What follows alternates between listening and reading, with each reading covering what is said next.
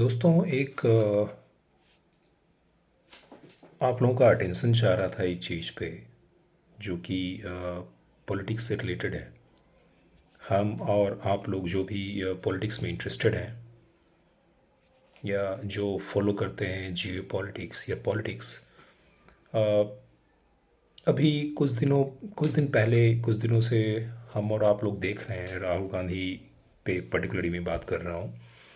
राहुल गांधी के बयान्स जेन जी जो कि अभी कुछ दिनों से जेन जी एक वर्ड बहुत मार्केट में आया हुआ है और पॉलिटिकली भी बहुत यूज हो रहा है। तो राहुल गांधी की जिंदगी के बयान से तो हम आप सारे लोग अवेयर हैं, अवगत हैं इन चीज़ों से। तो बट आप लोगों ने कभी सोचा है कि ये राहुल गांधी जिंजी क्यों कर रहा है? कि मैं चाहता हूँ कि जिंजी इस देश का जिंजी ये करे वो करे। ये जिंजी सेगमेंट ये क्लास ही राहुल गांधी क्यों पिक कर रहा है? अगर आप थोड़े डीप में इसकी टेक्निकलिटी में जाएंगे ना तो आपको लगेगा कि देखिए जेनजी हम किन को बोलते हैं। जेनजी मैं एक जगह पे पढ़ रहा था कि जेनजी जो 1997 बॉर्न या उसके बाद के बॉर्न हैं या 2000 जो सन 2000 में जो पैदा हुए वो जनरेशन या उसके बाद की जनरेशन जेनजी है।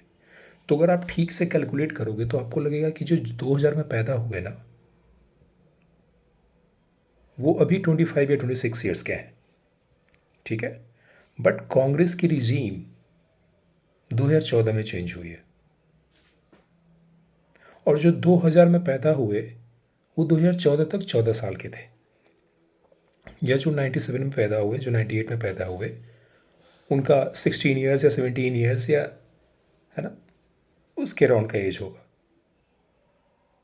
आप और हम एक बार ये सोच कर देखो कि जब हम 12 14 या 15 साल के थे तो हम लोगों को पॉलिटिक्स कितना पता था और हम लोग पॉलिटिक्स में कितने इंटरेस्टेड थे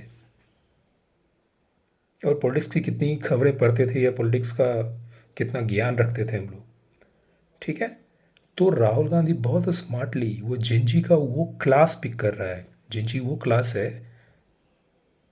जैसे कांग्रेस ने रूल किया 2014 तक 10 साल, अगर आप 2004 से 14 की बात करो तो ये जो जिंजी जो वो जनरेशन है जो 2004 में कोई से 6 साल का होगा 7 साल का होगा और 2014 तक वो 14 साल या 15 साल 16 साल तक का होगा।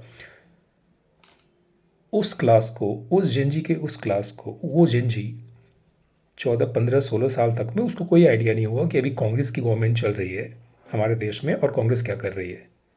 उन लोगों को आइडिया शुरू हुआ, उन लोगों को इंटरेस्ट आना या उन्होंने इन लोगों की उन लोगों ने इन मतलब जिनजी ने इन चीज़ों के बारे में पढ़ना भी मुझे लगता है 2016 17 18 से शुरू किया होगा। जब वो 18 19 20 साल के हुए होंगे तो उन्होंने न्यूज़ देखना और ये सब सुनना कि क्या हो रहा है क्या नहीं हो रहा है, गवर्नमेंट क्या कर रही है नहीं कर रही है, तो शुरू किया।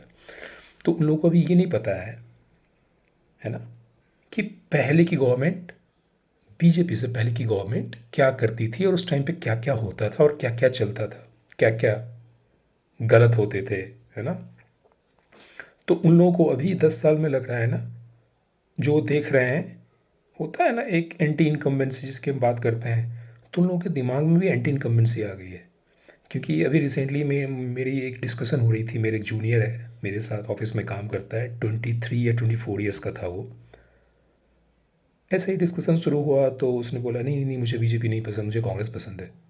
तो मैंने बड़े प्यार से ये बोला कि भाई ठीक है, you are full free to have your own likes your own choice, but BJP क्यों नहीं पसंद है इसका रीज़न बता दो, और कांग्रेस क्यों पसंद है उसका रीज़न बता दो, एक या दो रीज़न बता दो।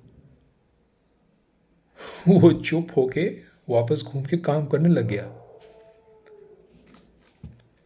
तो वही चीज़ है, अभी का जो जिंजी है ना उसको नहीं पता कि पहले की राजनीति कैसी होती थी। और उन जिंजी को अगर अभी लग रहा है कि अभी गलत हो रहा है ना, तो वो लोग अभी सही गलत का ठीक से आकलन नहीं कर पा रहे हैं, वो ऐसी जनरेशन है।